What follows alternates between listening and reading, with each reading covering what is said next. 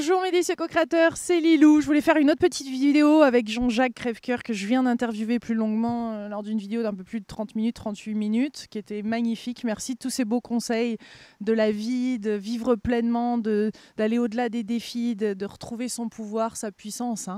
Je sais que tu as écrit plusieurs livres sur la relation de couple aussi, donc je voulais faire une petite vidéo sur des conseils que tu aurais pour reprendre son pouvoir ou regagner son pouvoir ou de se retrouver soi au sein du couple, parce que c'est quand même pas toujours évident d'être en couple. Je sais que tu as été dans plusieurs couples toi-même.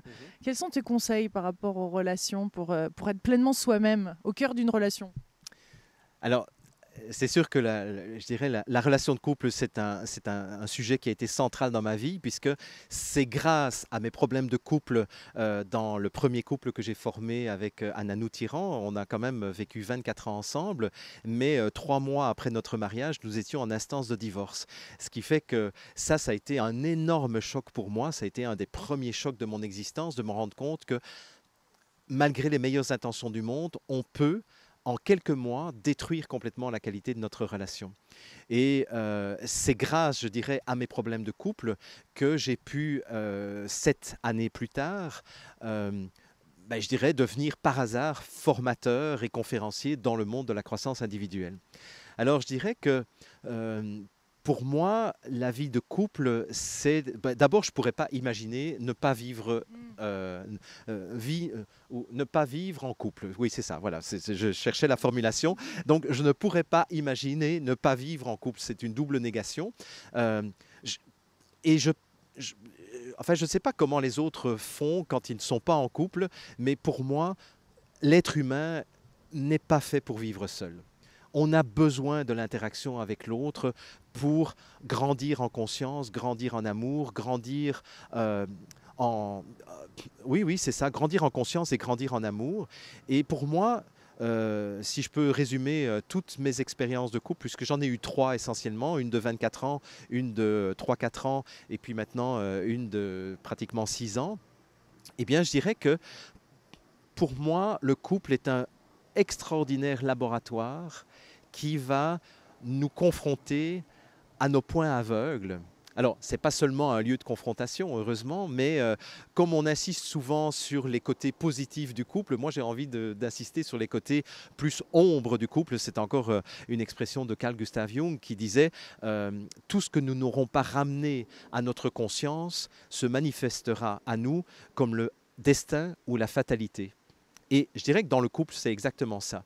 Dans mon premier couple, pendant très très longtemps, ma femme me reprochait toujours de ne pas être à son écoute. Et c'est souvent une plainte que beaucoup de femmes expriment à leur mari ou à leur compagnon. Et pourtant, j'étais pétri des meilleures intentions du monde et j'avais une bonne volonté et je faisais tout ce que je pouvais pour l'écouter. Et donc, effectivement, je l'écoutais, mais je ne l'entendais pas. Et il m'a fallu des années pour me rendre compte, et il m'a fallu aussi l'accompagnement de plusieurs thérapeutes pour me rendre compte que finalement, ce que je n'écoutais pas, c'était le féminin à l'intérieur de moi. Et quand en réalité, et c'est là où j'en suis venu à une hypothèse qui s'est vérifiée par la suite, c'est que très souvent, ce que l'autre me reproche, ce que l'autre me manifeste comme désagrément ou comme mal-être ou comme malaise, n'est que le reflet de la qualité de la relation que j'ai avec moi-même, avec mon propre féminin. De la même façon que les femmes ont un animus avec lequel elles ont parfois beaucoup de misère à être en bonne relation ou en relation harmonieuse. Et parfois, au lieu de prendre les reproches de leur compagnon ou de leur mari à la lettre en disant oh là là, qu'est-ce qui me fait chier celui-là, etc., de se dire mais en quoi est-ce que la qualité ou la non-qualité de la relation que j'ai avec l'homme extérieur n'est pas le reflet de la qualité de la relation que j'ai avec mon homme intérieur? Et que plus je travaille cette qualité de moi avec moi, finalement, plus la relation extérieure va s'améliorer. Ça, je dirais que c'est une première chose que j'ai envie de partager parce que pour moi, ça a été fondamental. Ça veut dire aussi que plus ma vie a avancé, moins j'ai été dans les projections. Moins j'ai été dans rendre l'autre responsable du mal-être que j'ai dans la relation conjugale. pour moi, ça, c'est devenu une évidence. Et aujourd'hui, c'est vraiment une évidence. Quand je suis mal à l'aise par rapport à Cyrine, eh bien, j'ai arrêté de me plaindre d'elle, j'ai arrêté de lui faire des reproches. Je vais juste me dire, mais qu'est-ce qui se passe à l'intérieur de moi, là, qui fait que je suis en train de projeter sur elle. Alors, ça ne veut pas dire pour autant qu'elle n'a pas un comportement qui va déclencher chez moi quelque chose, une résonance. Et ça, c'est un terme de physique, hein, la résonance. Mais si son comportement déclenche quelque chose à l'intérieur de moi, c'est justement parce qu'il y a quelque chose à l'intérieur de moi qui n'est pas réglé. Pour toutes les personnes qui se sentent super positives, qui se lèvent du bon pied le matin, de bonne humeur, et qui se retrouvent des fois avec des compagnons, et ça existe beaucoup, qui sont plus un peu dans retirer la joie un peu. Est-ce qu'il y a des conseils par rapport à ça? Parce que je sais qu'il y a de nombreuses personnes qui sont dans le développement personnel, qui se retrouvent et qui sont d'autant plus, encore plus déjà d'avance, des personnes qui sont un peu joyeux lurons, ou du moins à vouloir jouir pleinement. Comment gérer ce rapport-là et continuer à être soi-même au sein du couple? Ben, moi, j'ai envie de dire plusieurs choses. La première chose, c'est une croyance qui est très répandue dans le monde du développement personnel, c'est que quand on fait du développement personnel, il faut toujours être top shape, comme disent les Québécois ou les Américains, qu'il faut toujours être joyeux, gai luron, comme tu disais exactement. Tu sais, pour moi, le cheminement intérieur, c'est aussi de me donner la permission d'être en colère quand je suis en colère, ou quand il est nécessaire que je sois en colère, d'être triste quand il est nécessaire que je sois triste. Et donc avoir la croyance que parce que je travaille sur moi, je n'ai plus le droit à être triste, en colère, etc. Ça, déjà, en partant, c'est une croyance qui peut nous rendre victimes de cette croyance nous-mêmes. Bon, ça, c'est la première chose. Du coup, on n'est pas soi-même. Du coup, on n'est pas soi-même. On croit qu'on doit correspondre à une image de quelqu'un qui est zen, qui est tout le temps sur un petit nuage et qui plane à 60 cm au-dessus du sol. Bon, donc c'est la première chose. Deuxième chose, je me méfie des gens qui sont tout le temps tout va bien, etc. Pourquoi? Parce que ça veut dire que plus je vais être dans la lumière, plus il y a une partie de moi que je vais négliger, qui est la partie ombre. Parce que, comme le dit très bien Carl Gustav Jung, tout dans l'être humain doit être en équilibre. Et il y a un mythe que j'aime beaucoup, qui est le mythe d'Hadès, Hadès qui est le dieu de l'enfer, et qui était le frère de Zeus et le frère de Poséidon. Et à trois frères, ils s'étaient partagé l'Olympe. Donc Zeus, le ciel, Poséidon, la mer, et Hadès, l'enfer. Et on se rend compte quand on travaille le mythe d'Hadès que toute l'Olympe, avec tous les dieux, les demi-dieux, les titans, etc., ne peut tenir que parce que Hadès est là en train de tenir le monde au niveau de ses fondations. Et les fondations, c'est l'enfer. C'est-à-dire que chaque être humain est invité, en tout cas dans mon travail, c'est ce que je fais, c'est que j'invite les êtres humains à plonger dans leurs enfers pour aller retrouver leur assise.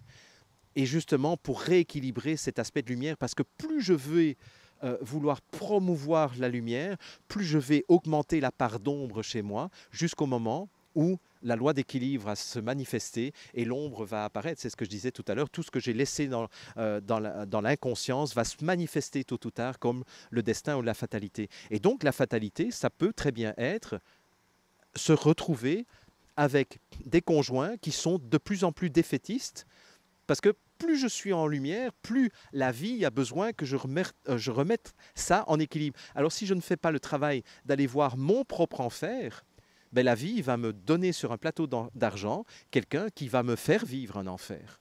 D'accord? Et donc ça, c'est la deuxième chose que je veux dire. La troisième chose... Très intéressant, ça. Oui. Ouais.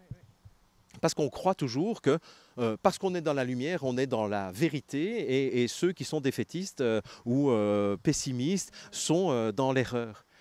Arrêtons d'être dans le jugement et dans le manichéisme, dans la dualité. Dans la dualité, hein, c'est ça. Oui, c'est ça. Bon. Et la troisième chose que j'ai répétée, mais des milliers de fois aux gens qui participaient à mes séminaires. Alors là, on l'écoute, mes délicieux co-créateurs. Écoutez, parce que là, c'est gratuit.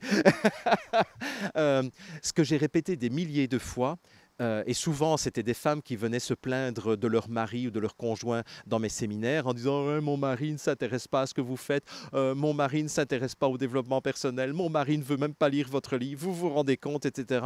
Moi, je travaille sur moi et lui, il s'intéresse au football, au hockey, au volleyball, etc. Ou il veut boire sa bière avec ses copains, etc. Alors, pour les provoquer un peu, mais en même temps, j'étais très sérieux, je leur disais, et qui vous dit que votre mari n'est pas un grand maître? Qui vous dit que votre mari n'a pas compris le secret de la vie, que finalement, c'est peut-être être plus dans la légèreté et dans la fluidité, d'aller boire un verre avec ses copains, qui serait peut-être la vérité. Alors évidemment, elles étaient très choquées que je leur dise ce genre de choses. Mais alors je leur disais plus sérieusement, je dis, vous ne pouvez pas savoir pourquoi votre mari, pourquoi en 2 mots, votre mari s'est incarné cette fois-ci. Et peut-être que lui s'est choisi un programme d'incarnation de légèreté cette fois-ci. Pourquoi est-ce que vous voulez le faire changer à tout prix? C'est Byron Katie, que tu connais, qui dit finalement la source de notre malheur, c'est de ne jamais accepter ce qui est. Est-ce que nous pourrions commencer ce travail d'humilité, parce que c'est vrai, un vrai travail d'humilité, d'accepter mon conjoint, d'accepter ma compagne comme il est, comme elle est, plutôt que de chercher à le faire changer et finalement de vouloir le rendre pareil à moi-même, alors que je ne suis même pas sûr que je suis dans la vérité. Qui me dit que finalement, le travail que je fais sur moi me mène dans la vérité? Tu sais, maintenant, j'ai pratiquement 25 ans d'expérience dans le monde du développement personnel. Je peux te dire que le nombre de personnes, et ça se chiffre par milliers, qui se donnent l'illusion qu'ils sont évolués parce que tout simplement ils se sont inscrits au séminaire de Jacques Salomé, au séminaire de Guy Corneau, au séminaire de Thomas Dansbourg, au séminaire de Marshall Rosenberg, au séminaire de Jean-Jacques Reffker, au séminaire de blablabla, blablabla, et ils se croient évolués, mais ils ont juste fait ce qu'on appelle au Québec du magasinage de développement personnel. Ils ont juste fait du shopping, ils ont juste été d'un séminaire à l'autre, mais ils n'ont rien changé véritablement dans leur vie. Mais ils se font croire, parce que un week-end sur 2, ils sont dans un séminaire de développement personnel, ils se font croire qu'ils sont évolués. Mais ce n'est pas vrai. Alors, cette croyance-là, quand je la ramène dans mon couple et que l'autre ne fait pas ce travail, eh ben, c'est une source de conflit. Mais c'est une source de conflit où je ne suis pas sûr que celui qui a tort, ce soit celui qui ne fasse pas de développement personnel. Très très bien, on va laisser ça sur cette note, mes délicieux co-créateurs. Je sais qu'on pourra en parler des heures des relations, mais bon, hop, nous partons vers Québec. Je pars vers Québec maintenant pour interviewer plus de personnes. Merci beaucoup de cette délicieuse interview, magnifique moment. Merci. Merci beaucoup Lilou et bon voyage et bonne découverte du Québec. Merci à tous les délicieux co-créateurs. Gros bisous, plein d'amour du Québec.